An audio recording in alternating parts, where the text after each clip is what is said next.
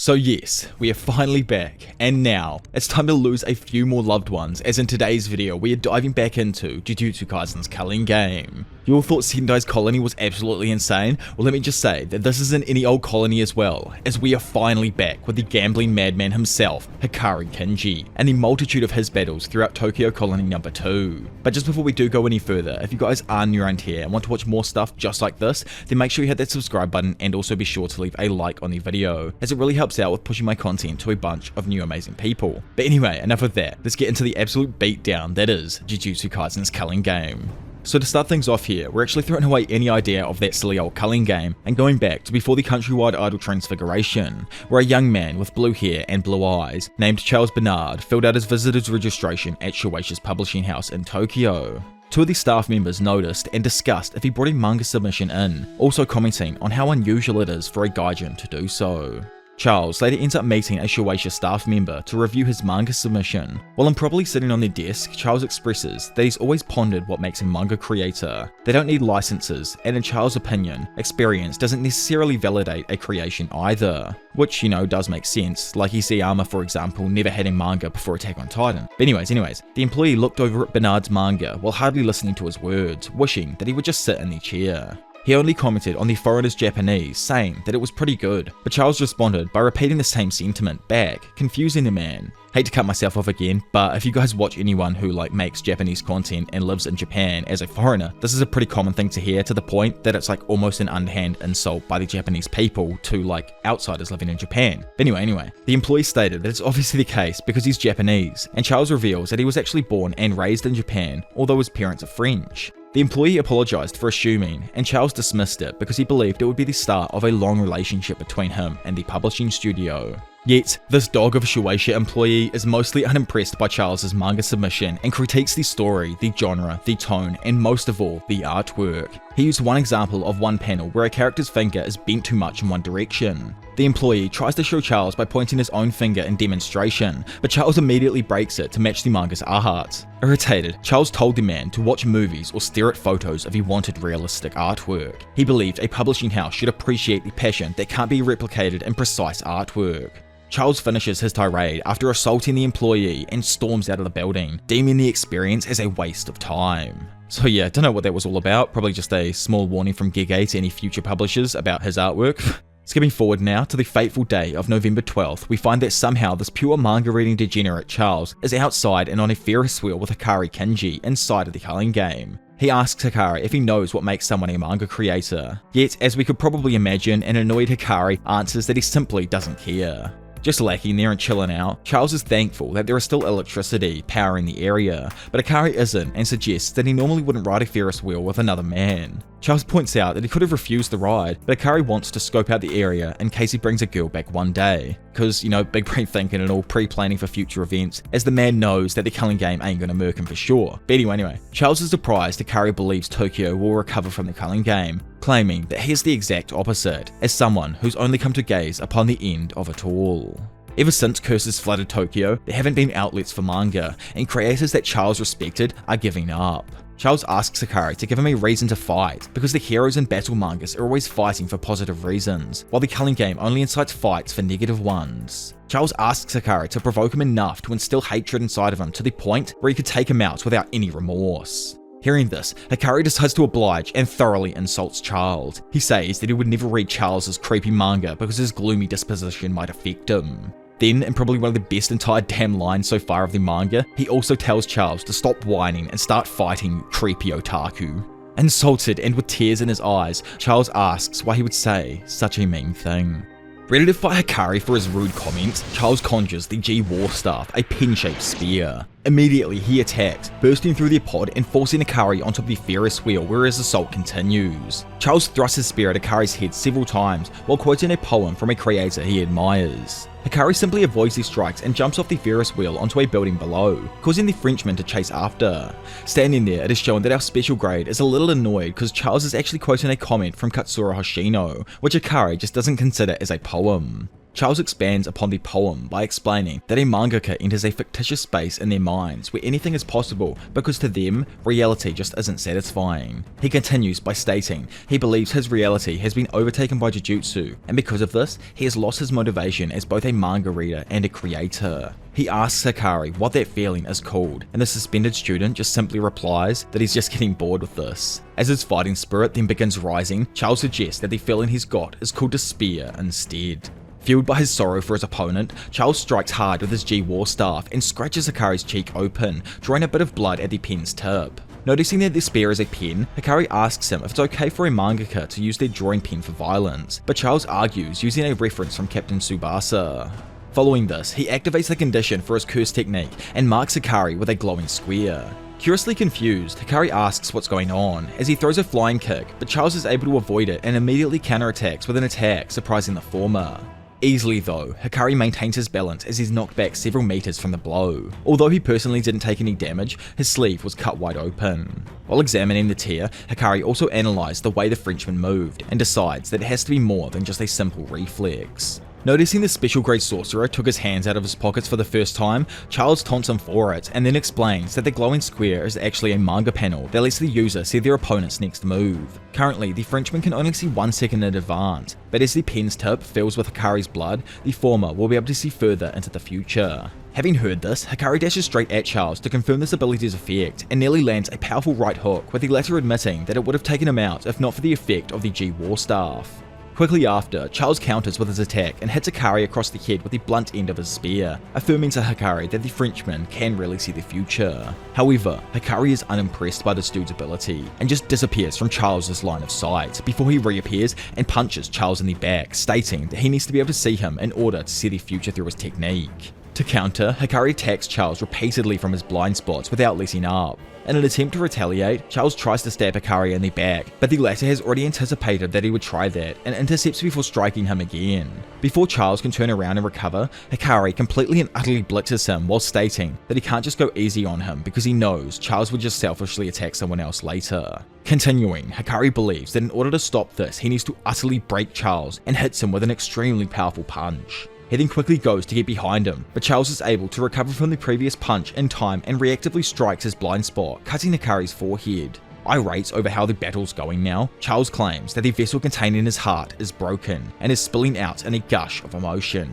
He has it now. Due to gaining more ink in his pen, he can see 2 seconds into Hakari's future and will be waiting in his own blind spot. Confused as to why Hakari isn't intimidated though, Charles asks his opponent why he's just standing there, posing while in the situation.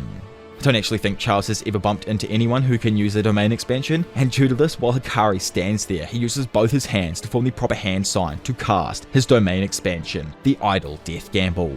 Due to his domain's guaranteed effect, its rules are instantly transmitted to Charles's brain. Instantly, the soon-to-be mangaka begins to understand the rules of Hakari's domain expansion. It's shown to us that the Idle Death Gamble is based on the Japanese pachinko machine inspired by the shoujo series Seiyuu Private Pure Love Train. During the domain's active phase, the user must hit the jackpot by getting 3 of the same symbol, which will allow them to get a bonus. There's a flow of 3 different levels that determines the percentage of increased probability, and also the probability of the jackpot through a visual effect, which Hakari can choose, though ultimately this depends on the so-called luck Hakari refers to. Also, certain Riichi scenarios can be activated at points throughout this process, and chance boosters allow for an increase in the chance of a jackpot. Having heard all of this, Charles yells out annoyed by the sudden info dump that was literally just implanted into his brain as the first stage of Hakari's domain begins. Quickly, Kinji releases a green and red visual effect attack, which Charles dodges out of the way, causing it to activate into a Riichi scenario, changing the scene around them. It's explained to the confused Charles that if the character Yuki passes through the gate, then Hakari immediately hits the jackpot. Charles attempts to swipe at it, but it's just a visualization, so nothing happens, meaning all he can do is wait to see the result. Which is, like kind of sus. It's almost just a guaranteed jackpot whenever a Riichi scenario pops up. I wonder if that's a house rule type thing, referring back to how his domain is based on pachinko machine. But anyway, I'll let Ronan take back over. Due to the indicator being weak, the Riichi scenario fails, causing them to reset back at the beginning of the domain's expansion. The sequence of events leading up to either the reset of the domain or a jackpot are considered one of Hakari's full rolls. giving Charles a very strict time limit to defeat the gambling sorcerer. Standing there, Charles thinks about how he can't use his manga curse technique to predict the outcome, meaning that the process will repeat continuously until he defeats him, or Kinji draws a winner, which he knows would result in a loss for him. However, to Kinji's surprise, what Charles is most infuriated at is the presentation, taking the beloved Private Pure Love Train manga and turning it into something bizarre for gambling. He continues to try and attack, questioning how long he will keep up with the jackpot rate being only 1 in 239. However, Hakari is still able to easily dodge each attack while confidently stating that he's never gone past 30 times. This time, Hakari activates a Reichi scenario with an 80% success rate, leaving the two anxiously watching as they continue to duke it out. He's unable to focus on Kinji's future attacks as he tries to pay attention to the Reichi scenario, calling on the Yume character to get on the train in hopes of preventing the jackpot. Sadly for him though, the train leaves and Yume disappears, allowing Charles to slice at Hakari's side. Charles explains while confidently standing there that if it was a game of skill rather than luck, Hakari might have won. But as he turns around, he is utterly shocked to find Yume is still standing there, saying that she missed the train, meaning that Hakari had actually indeed won the jackpot. Quickly, Hakari darts in and kicks Charles away, declaring that he uses skill to grab a hold of luck. Elsewhere in Tokyo No. 2 Colony, Panda sits alone atop a shipping container in a shipyard. Upon smelling the air, he notes that roughly 3 people have been dismembered nearby. He can also hardly sense the perpetrator's presence, which might suggest that they can freely activate their curse energy. Panda reviews the plan that he and everyone had agreed on beforehand. They'd planned to leave the fighting just to Hakari, but the barrier, just like over in Tokyo Colony 1 with Yuji and Megami, split them up upon entry to one of those random spawn locations. After a bit more thinking, Panda decides to take off and rolls his cute behind off the shipping container to go in search of Hana. Once he landed, he looks both ways and sighs a breath of relief. However, at that exact moment, Hajime Kashimo walks right around the corner. In a split-second reaction, Panda plays a real-life panda, and initially this does work. However, Hajime has an Omega-sized brain and summons Hisogogen to his side to ask if that panda was actually a player, with the latter pretty much instantly confirming it. Witnessing this happen in front of his teddy bear eyes, Panda was surprised to learn that they have that function. Yet, before Panda really had any time to react, the ancient, god-level sorcerer Hajime had quickly charged at him and delivered a powerful blow to his torso, completely erupting a large portion of the stuffing holding him together before following up this brutal attack and completely electrifying him. Then, not done, Hajime, while insulting his strength, hits him with his staff and knocks Panda back into a container. Having been brutally beaten, Panda notes that Hajime's cursed energy is similar to Megami's Nue, where both have electrified cursed energy surging through their bodies. With his panda form destroyed, the puppeteer begins transforming into his gorilla mode and strikes Hajime with the prolific, unblockable drumming beat. Noticing a change, Hajime takes a defensive stance and endures the multitude of blows. He says that the attack wasn't too bad, but it wasn't great either, and follows up by using his staff to tear off the panda's right arm. Then continuing with his old school brutality, he throws Panda's own arm straight back into his face, completely blinding the defenseless bear, allowing the sneaky sorcerer to approach him for the puppet's right. Darting in, he delivers a flurry of absolutely brutal hits directly aimed at the panda's face, sending him shooting back into another container. As the broken sorcerer strolls up on the beaten panda, he calls him pathetic and weak before asking if he knows the current whereabouts of Sukuna.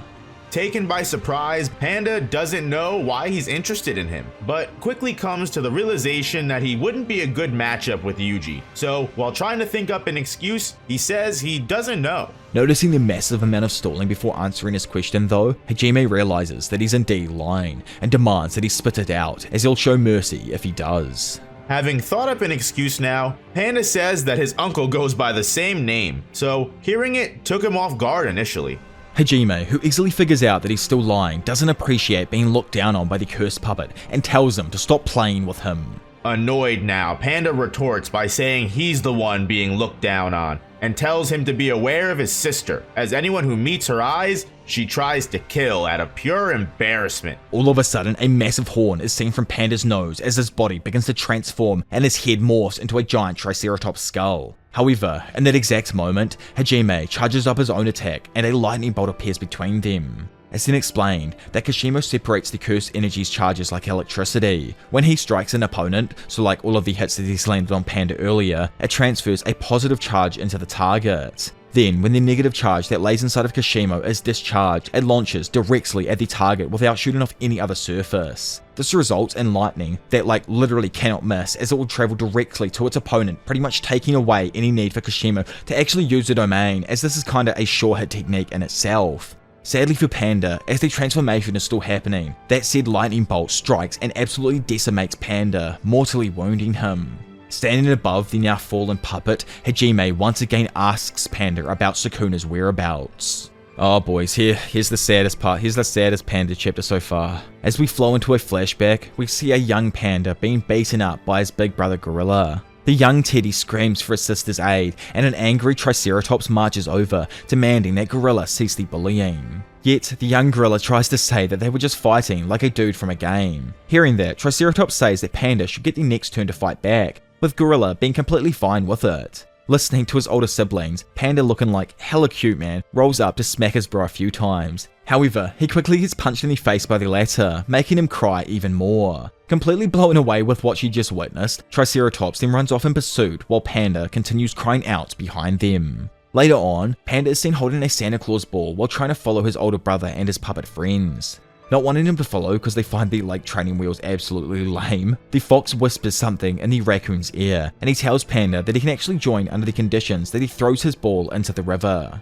Initially, Panda hesitates, claiming that it was a gift from Santa, but after the two pressured him and seeing his older brother's grumpy stare, Panda tosses the ball into the river. Blown away with him actually doing it, the raccoon and the fox tell him that throwing stuff into the river is illegal, as it would harm the environment, before they ran off aiming to tell the police, which is who is Gorilla hanging out with? These are the worst puppets I've ever met. Gorilla rudely asks a saddened Panda why he threw his ball into the river, telling him that it was a precious gift from Santa. Breaking down in tears even more, Panda screams at him that he just wanted to play with his big brother. At night before bedtime, Triceratops berates Gorilla for bullying Panda, instead telling him that when other kids pick on him, he has to be the one to stand up for him. Gorilla counters this by stating that she plays with the other girls and wouldn't understand because of this. He says that he can never have fun with Panda around, as he holds him back and only ever seems to start crying when she shows up. Gorilla thinks that she's far too cushy on him, but Triceratops views this differently. She notes that no matter how mean Gorilla is to him, Panda shrugs off all the bad things and cheers up by the time it's time to eat. He literally doesn't have a bad bone in his body and believes that that's how brothers should always be. She belittles Gorilla by saying that maybe he's the spoiled one, as Panda always ends up forgiving him for his transgressions. Suddenly, interrupting the two of them, Panda then storms into the room with a beetle and shows it to Gorilla, who immediately points out that it's actually a Dorcas titanus stag beetle and screams while throwing it out of the window in horror. Before going to bed, Gorilla and his sister open their piggy bank to see if they have enough change to buy a replacement ball for Panda. As he then begins trying to sleep, he just thinks that an idiot like Panda would be fine with any ball. Suddenly though, in the middle of the night, a voice tells him to wake up. Coming out of a daze, he notices that both he and Triceratops are being led by a strange ghost man, who's obviously like some puppet version of Masamichi for real. But anyway, he quickly recognizes this figure as their father and asks where they're going and for how long, to which their father answers that there's no reason and that it's permanent. At that moment, a terrified Panda bursts out of the house, desperately searching for his big bro and big sis. Gorilla screams back for Panda and tells his father to stop. However, the ghostly man just tells him that that's enough. Gorilla cuts in by saying that Panda can't survive without him, since he's literally terrible at everything he does and will get left behind because he's completely helpless by himself. Not understanding what's actually going on though, the father tells him that they're the ones being left behind and not Panda, so be a good big brother and say goodbye. A confused Gorilla gets defensive, wondering about how in the world he was going to buy a ball for him tomorrow, and that he needed him there to talk to these shopkeepers instead of their sister. But sadly, after a second thought, he finally catches on and fully begins to break down in tears, not wanting to leave this world and his little brother's side. Back in the real world now, Hajime Kashimo stands over the bloodied mess of Panda's obliterated corpse. While prodding the bear, he notes that he didn't gain any points from him, before realizing that he probably hasn't found the core of the panda yet. He picks up Panda's head with his staff and asks once again about the whereabouts of Sukuna. But Panda simply replies, like the true friend and legend he is, that pandas are very tight-lipped. Taking this as an insult, Hajime threatens to fully destroy the rest of Panda, yet, just as he raises bloodlust to do so, the legend himself, with his cursed energy already fully flared up, and with the anger of the entire Jujutsu tech on his back, drops in, completely destroying a shipping container in the process. Instantly, he screams at his boy, asking if Panda has lost some weight. Seeing his classmate arrive, Panda is happy and shouts out Hakari's name, while an initially confused Hajime begins to get riled up. Supercharged with an incredible volume of cursed energy, Hakari rushes in to rescue Panda from Kashimo. He delivers a right hook so powerful that it disarms Kashimo and sends the sorcerer crashing through several freight containers. Oh, like, this battle was going to be so insane, boys. And girls, of course. Anyways, instantly, Hakari follows up, not giving Kashimo any time to recover. Having closed the distance, the special grade does a sick 2-footed jump, throwing himself into the air and delivering a flying dropkick to his opponent's face that Hajime just narrowly avoids. While still in midair though, Hakari swings his leg straight back in an attempt to land a hit, with his opponent just barely having his nose grazed. As Hajime stands there in shock, Hakari's physical power is so overwhelming that his kick's excess cursed energy dents another shipping container and completely deforms it. Standing opposite Hajime, Hakari is electrified by the cursed energy protecting his opponent, but also barely feels the bad side effects from it. Kashimo is impressed that his opponent can ignore the electrification and asks his name. Hakari introduces himself while Kashimo is just completely fascinated by the insane cursed energy output and mysterious music surrounding his opponent. Moving into his fighting stance, Kashimo also introduces himself, and as Hakari hears his name, he realizes that he is the player with 100 points.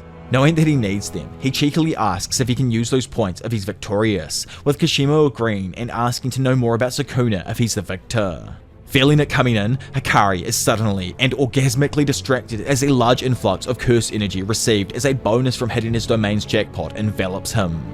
Noticing that something's up, Kashimo uses the opportunity to barrage his opponent with several hits, but quickly becomes displeased as Hakari isn't resisting at all. As he begins to tell Hakari to not disappoint him, the special grade sorcerer switches things up a little and rattles the ancient sorcerer with an abrupt right hook to the jaw that sends Kashimo absolutely flying. After posing, literally playing the air guitar to go along with his own damn theme song, Hakari instantaneously disappears from the spot he was in to follow up with a flying knee to Hajime's gut, prompting him to admit that his opponent isn't bad at all. Landing back on his feet, Hajime regains his balance, grabs onto the leg Hakari kneed him with, and counterattacks with a spinning elbow straight to the chin of the sorcerer. Overcoming it though, Hakari withstands the attack and forces Kashimo to release his grip by jumping down and completely smashing the ground beneath their feet with a straight punch. Jumping back out of Hakari's range, Kashimo, who's charged back up, discharges the same lightning attack that defeated Panda. Being able to see the approaching lightning, Hakari is able to avoid the direct hit to his head, but sadly his arm is blown off by the attack. Glad and confident that his opponent won't be able to recover in time after being hit, Kashimo rushes in to finish him off. However, Hakari is on his gone level of strength and literally does not care about his arm at all. Instead, he surprisingly counters with a kick straight to Hajime's face and follows up with a punch from the same arm that was supposedly just severed.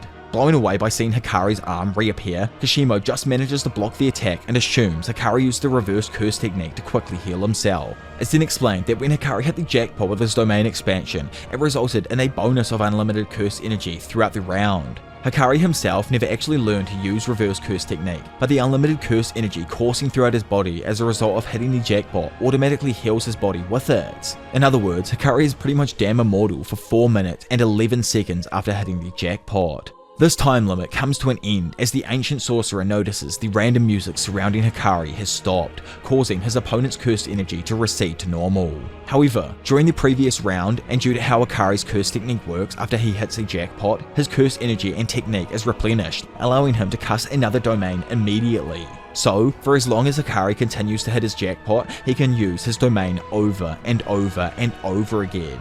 So, this is the main reason why Hakari is absolutely broken, and Gojo reasons that he could surpass him someday. Man literally has figured out an infinite curse energy hack like this is some game of magic or something. Like, oh my lord. But anyway, because of the fact that Big Rari's domain expansion is harmless, he can be as aggressive as he wants, and his activation is extremely quick. Probably one of the quickest in the entire universe. Like it states here that the dude's activation is faster than that of Mahito's during Shibuya. As the rules of the idle death game are sent to Hajime's mind, he notes that since he's aware the game is a probability loot type, it means he's likely to keep hitting the jackpot as he activates increased probability. Standing there, Hakari asks him how he is, but Hajime points out that during this period he's not actually unkillable, and Hakari simply responds that the life of gambling has always come with great risks.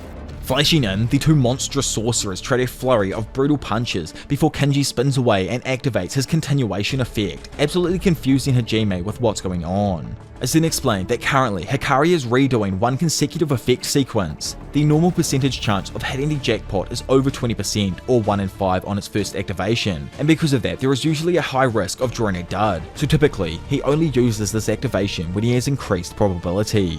Igniting the fight once more, Hakari throws another punch, but Hajime blocks it and completely batters the bulked up high schooler, punching him in the side of the head and kneeing him in the stomach. Jumping back though, Hakari flexes while screaming renewal, leading the potty emergency Reichi scenario to occur. During this Reichi scenario, if the Denji wannabe who's stuck on a hypothetical train headed to Yoyogi doesn't have a bathroom, or more specifically as it implies here, doesn't have any accident at all, will result in a jackpot Reichi scenario for Hakari. As the train flies forward, it's shown that this fake chainsaw man named Hero just barely made it to a stop without accident, causing Hakari to once again hit his jackpot. Standing there with his eyes closed and just looking like the absolute king he is, Hakari suddenly reopens his eyes and screams for his music to begin once more. Sometimes, you know, like I really just personally wish I could make sound effects like with my mouth and everything, just like boom. As Hakari finishes speaking, his body once again erupts with a flood of curse energy, restarting his invincibility and the brutal showdown. Time to really kick things up a notch here, boys, so subscribe to please save my throat from the throat goat and push this video to like 5 or 10k likes, just so I know that you want a full 4-hour JJK video dropped, because you know I'll compile all these parts together and re-edit the Gojo past arc, and you know I'll do that or I'll tell you I will, don't make me. Anyway, moving forward. Standing opposite him, Hajime notes how this is the same form that will last for 4 minutes and 11 seconds, meaning that he currently has no restrictions on curse energy and can automatically activate a reverse curse technique. However, he also notes that this time the jackpot was not an even number, meaning that if he activates his domain expansion right after this, his increased probability will have actually ended, so he won't get another jackpot again as quickly after. He states to himself though, that if he can make it through the next 4 minutes and 11 seconds he will win. But as his smile grows larger, he recognizes that that line of thinking is how losers think. Instead, he screams that it's time to turn up the volume, because this is a funeral for the living. He releases a massive burst of curse energy, declaring that even though he may be unkillable for the next 4 minutes and 11 seconds, he will still kill him anyway. Oh, but before we go any further, we skip back in time to a moment 400 years ago where Hajime was approached by Kenjaku, asking if he had fun with his battle. Honestly, any thoughts on who's in the brain-swapping fiend's body right here? I wouldn't be surprised if it was Narutoshi Keimo, to be honest, but who knows, let me know what you think down below. Anyways, after replying that he didn't have fun at all, wanting to fight him instead, Kenjaku asks him to spare him and says that he is not fit for fighting currently, but reveals he heard something in Michinoku about the greatest cursed energy output ever. Coughing up blood though, Hajime asks Kenjaku who's the strongest sorcerer he knows, with the latter replying that it's Sukuna, before apologizing that it was from 600 years ago and saying that he will never change his mind on that fact. Realizing that he will never get to fulfill his own wishes, Hajime responds that if that's the case, he will entertain what Kenjaku has to say, so that he can fight Sukuna himself. Back in the battle, the fight between Kashimo and Hakari intensifies as they both chase each other at high speeds around the port. As Hajime starts to get away, Hakari launches another fat punch that connects with a shipping container, sending it straight towards the ancient sorcerer. Seeing it coming in time, Hajime responds with his own brutal punch, flinging the container straight back at the approaching student. With them both being on opposite sides of the container, they both exchange a multitude of blows on each side of the metal box, completely deforming and destroying it. However, as Hakari breaks through, ready to throw a massive punch, Kashimo dodges by jumping off the ground before he manages to blow half of Hakari's freaking face off with the shipping container door, exposing his face muscles and jaw. With the fight slowing for a moment, Hajime deduces that cursed energy comes from the guard, but he has to use his head to direct the flow of reverse curse technique. So no matter how powerful his reverse curse technique is, it certainly can't be strong enough to regenerate his head. Therefore, Kashimo plans to use his lightning to target his head and completely split it open. Following this, Hajime sends his lightning directly at Hakari, connecting with his head. Yet, I am here to tell you that this is just not a normal human. This is Hakari Kinji, and man just simply blows out all of the energy from the attack straight out of his damn nose as it destroys his face, literally allowing him to regenerate as he breaks. Realizing that he almost died there, Hakari, being as cool as ever, just laughs it off, and with only 8 seconds remaining on his jackpot, shoots in, deciding to use even more brute force in his punches now. After taking a plethora of punches to the face, chin and body, Hajime darts back, realizing that Hakari is getting even faster as the fight continues. Getting straight back to his face though, and with only a few seconds remaining, Hakari, who's completely unkillable, decides to cut loose and totally beat down on his opponent, elbowing him hard in his guts. Yet, surprisingly, this turns out to be exactly what Kashimo had actually wanted, and as he smiles, he retrieves a massive streak of electrical feedback using his staff pierced into the ground at some distance. This streak of instantaneous lightning pierces through the left side of Hakari's torso on its way to Hajime, before completely and utterly blowing it to pieces, mortally wounding the student. Just then, the theme song ends, marking the end of Hakari's unkillable period, with Hajime then stating that it's finally over. However, to the perplexed surprise of the ancient sorcerer, Hakari is not done yet, instead moving his hands into placement and opening his domain once more. Sadly, it's shown though that Hakari is just making a desperate attempt at casting his domain. After activating his domain, Hakari keeps trying to spin faster, even if the probability is only 1 in 239. Immediately, Hajime catches on though, as the rules are implanted in his brain, and once again, Hakari, somehow like the dude is a complete and utter demon, gains an unexpected jackpot due to some kind of increased probability, allowing him to roll an even number. Therefore, he is again unkillable for the next 4 minutes and 11 seconds. Breathing a sigh of relief, Hakari states that he's impressed with Kashimo, as he's never faced death this much in one day. But now, thanks to some manga otaku, he's got a big manga brain and asks Hajime if he also likes manga, with the latter stating that he doesn't. Getting the battle underway, Hakari flips things up a notch, figuratively and literally, as he changes his domain's polarities, making down up and also shifting the coordinates of his barrier over the sea. As Hajime falls back towards the sea below him, he states that because his cursed energy is like electricity, it won't stop discharging until it's fully depleted. Here's one of 2 options in the coming water tussle. Either he can release his cursed energy until it's all gone, or shut it off until he's able to return to land. This obviously goes back to like what Panda said about someone having that amazing control over their cursed energy at the beginning of this battle. But anyway. However, to avoid falling into the water, Kashimo stands on the cursed spirits that burst out of the ocean in an attempt to devour him. On the other hand, Hakari, who's got his manga brain fully rolling, absolutely pummels a massive cursed spirit as it bursts out of the ocean, before shooting across at high speeds towards Hajime and sending him flying into the ocean below with a fat kick. Then floating above him on some like fat flying fish looking ass cursed spirit, he watches as Hajime slowly begins to burn away all of his cursed energy in the water.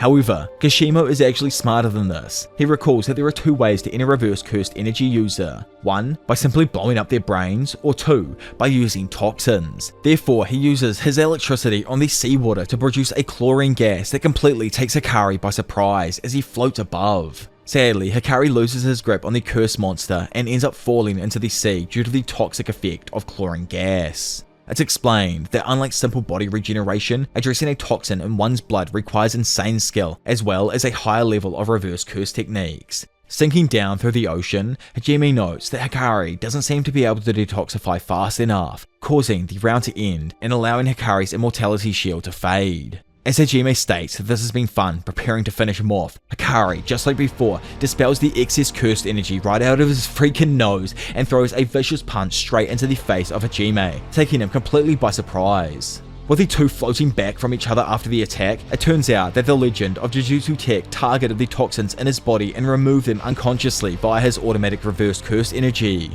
With only 5 seconds left in his jackpot, Hakari realizes casting his domain again after this one ends will be dangerous due to the effects of electricity coursing through the water and the steadily increasing temperature of the ocean.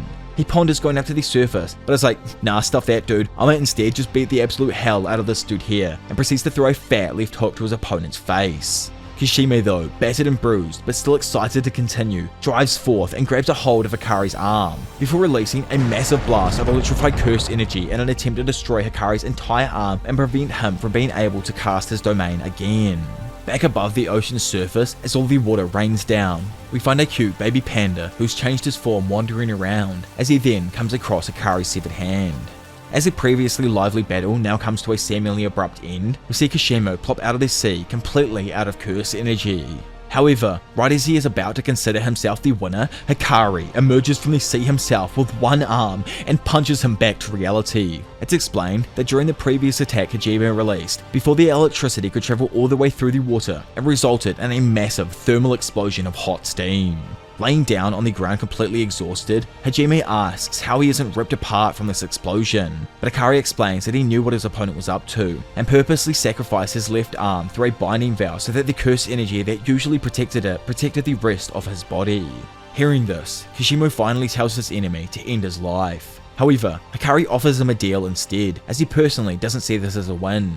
Hakari also brings up how Kashimo technically didn't use his technique, to which the Ancient One actually explains that he is saving his curse technique to use on Sukuna, as it is a single-use one, and all Kashimo wants is a fight with Sukuna. Therefore, the Ancient Sorcerer agrees to side with Hakari in exchange for a future duel with the King of Curses. Rolling onto the scene and seeing the two hanging out, Panda is quite shocked after hearing that Hajime is now on their side because he wants to have a future bout with Sukuna. Hakari discards Panda's concerns by casually asserting that a Kohai has to obey his senpai's wish, before randomly leaving the small panda with the Ancient Sorcerer to go in search of someone else. This is also where the announcement of a new rule being added to the game is made. The rule is that players can also give as many points as they want to another player, allowing Hajime to send his points over when needed, obviously. It's actually crazy when you think about it, how all of these battles are happening simultaneously. I love how Gege hasn't given us a timeline per se to go off, but it's more or less just this one kind of rule that we can refer back to, knowing that all of the fights have been in relation with it. But anyway, continuing. Shooting back over to the Ferris wheel, we find that Charles has been chilling out after his defeat. After seeing Hakari rolling up, he confusedly asks what happened to his arm, with the student stating that he'll fix it later. The two mates then bicker about their fight hilariously, like Hakari is actually abusing the dude in an attempt to get the name of his manga out of him because he'll buy and read it, which you know is very nice of him. Big plot twist that I'm going to chuck in here myself that me and No Operator were talking about for a sec. What if Gege is actually French himself, and this is a self-insert of him in the actual story? It'd be kind of funny to go back to after the story if Gege ever reveals himself and find out that this was just himself inserting. I'd love to know what you guys think on that down in the comment section below. But anyway, continuing on. Big Momo then cruises on in, interrupting their banter and asking if he managed to get all their points necessary, with Hakari confirming that he indeed did. So quickly before the video ends, I guess I better go over their plan. So their plan is obviously to implement 4 new rules. The first was to make points transferable to new players, which was done. The second is to allow the use of 100 points to create a substitute player so individuals can actually leave the game. Third is to remove communication blocks on the zones. And then finally, the fourth is to allow people in and out of all of the barriers without consequence. Nishimiya states that she wants to forget rule 3 for now in place of going to get 4 first. The reason they are doing this obviously is because Maki can actually pass through barriers, leaving Hakari shocked at this news that she can freely enter them. He asks how it's possible, with Momo stating that it's because she has turned into a complete monster. So that brings us to the very end of the video for today's insane arc from Gege Okatami's Jujutsu Kaisen. What do you guys think on or who do you guys think is going to win when Yuji or Sukuna finally does get to go up against Hajime and probably the upcoming future, because I'd imagine we're not going to get teased on that fight and then not get it. Hajime ain't going to live for 600 years and then not get that fight, there's just no way. Of course, shout out to Big Broken Ronin and No Operator for hopping on this video, as this was my first collab with someone on the channel, so I'd love to know if you guys want more stuff just like that down in the comment section below, where I get another YouTuber to come in and play specific roles in the video. Plus, don't forget to hit that subscribe button if you guys are new around here as well, and leave a like on the video, as it really does help out with pushing my content to a bunch of new amazing people. Of course, check out my Patreon as well if you want to support me even further. But anyways, for now it's been your professional degenerate Diavolo, and I will see you all in a bit. Bye.